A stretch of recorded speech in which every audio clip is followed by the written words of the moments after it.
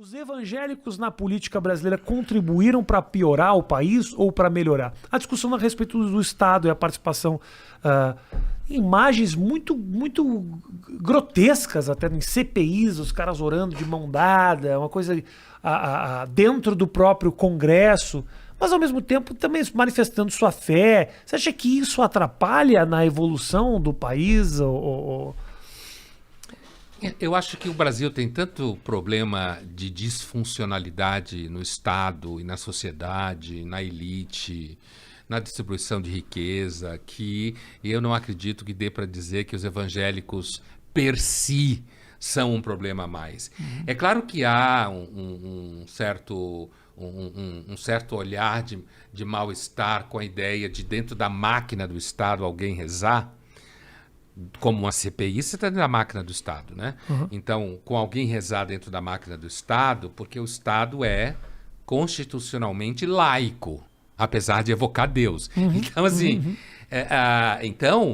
isso parece que na CPI o cara devia ir no quarto escondido e rezar, mas que isso não aparecesse como dentro, né? Sim. Então, do ponto de vista da discussão teórica política, é uma ação fora do lugar. E como normalmente são os evangélicos que fazem, porque eles gostam de ficar mostrando que eles têm fé, né? Faz parte do negócio mostrar que tem fé. Então parece também porque eles cresceram. O Brasil era um país de uma maioria católica gigantesca, paquidérmica, sem a Igreja Católica vem tomando um pau dos evangélicos aqui no Brasil, gigantesco em termos numéricos. Depois de séculos, o Vaticano descobriu que tinha um papa pelo menos argentino, né? Porque se ele só põe europeu, o Vaticano é um grupo de europeus cercados por europeus de todos os lados, se bem que a Europa não está tão europeia assim nesse sentido, mas nas grandes cidades. Então, eu tenho a impressão que há uma certa resistência em relação aos evangélicos. Uma coisa tipo, como se o evangélico fosse o novo rico, sabe? O cara que acabou de entrar no Clube X nos Jardins e nunca frequentava aquele clube. Então, que cara não sabe comer com garfo e faca, sabe? Agora, do ponto de vista teórico... Chega com um Camaro amarelo no restaurante. Esse tipo de coisa fazendo barulho, né? E, agora, do ponto de vista da teoria do Estado laico, de fato, não devia se rezar. Agora, eu não acho que os evangélicos... Eu não acho que dê para dizer que os evangélicos são o maior problema do Brasil. O Brasil tem muito problema. Assim como existe muito evangélico, que é gente que trabalha, que tem família, que cuida de coisa, que faz, sabe? Que não é problema. Então, pegar os evangélicos como um todo e dizer que os evangélicos são um problema, talvez você esteja pensando em alguns pastores evangélicos especiais que geram problema. Talvez não especificamente os políticos que representam movimentos religiosos e tal, mas a discussão, muitas vezes discussões de política pública, ela cai em cima da religião, seja por causa das drogas, e aí eu acho que as fronteiras elas ficam um pouco complicadas, né? A questão do aborto, são questões que passam pela religião, que muitas vezes podem ser consideradas por questões de política pública, assim. E aí as fronteiras elas ficam mais complicadas, né? Porque eu entendo o político evangélico defender os seus interesses.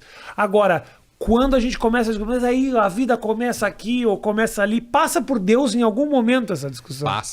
Passa, inclusive quanto menos capaz é o Estado de fazer a sua função, mais a religião consegue fazer a função. E aí, inclusive, é uma das chaves dos evangélicos.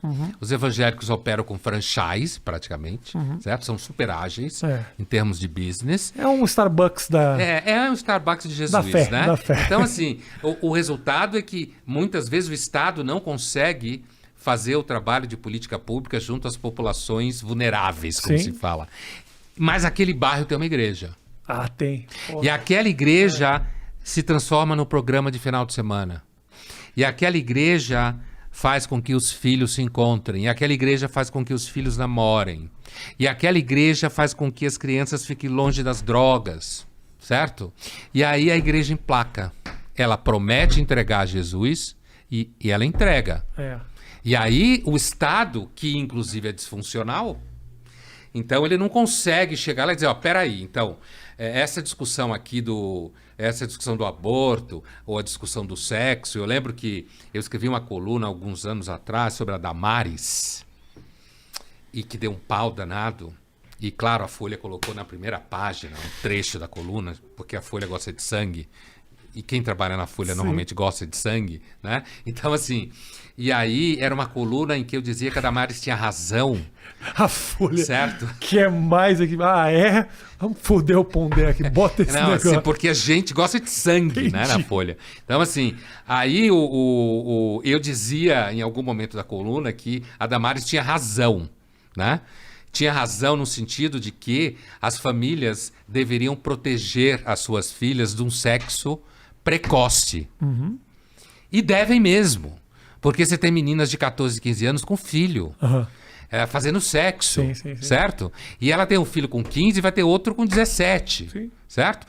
E se as famílias que dificilmente conseguem fazer esse trabalho, às vezes as igrejas conseguem, fazer uma contenção desse tipo de prática, que é necessário que se faça. E aí, é claro que eu escrevi a Damares tem razão, justamente para gerar pau, né? Porque o que eu estava querendo dizer era o seguinte, olha, todo mundo muito bonitinho, com sua vida secularizada bonitinha, com suas opiniões seguras, indo nas suas pizzarias da Zona Oeste, certo? Agora, as meninas de 15 anos, 14, estão ficando grávidas e ficam mesmo. E se não tiver pai e mãe, ou pelo menos mãe que fica olhando, se não tiver alguém, um adulto que olhe, ela vai engravidar e vai ter 3 filhos até 20 anos. E isso acontece no Brasil todo dia. Sim, total. Mas então fica essa zona, fica uma zona em que a religião não devia estar presente, mas a religião está. E à medida que a religião está presente, ela influencia no voto, Claro. E aí influencia na política pública. Por um custo muito baixo, se você parar para pensar. É um custo muito baixo para o fiel. Eu vi uma entrevista muito baixo. Quer dizer, a igreja coloca a tua vida no lugar, faz com que você não tenha 2, 3 filhos a mais, ou seja, organiza as tuas finanças indiretamente e te cobra 10% disso. Eu vi há muito tempo atrás uma entrevista do Edir Macedo falando a questão do dízimo.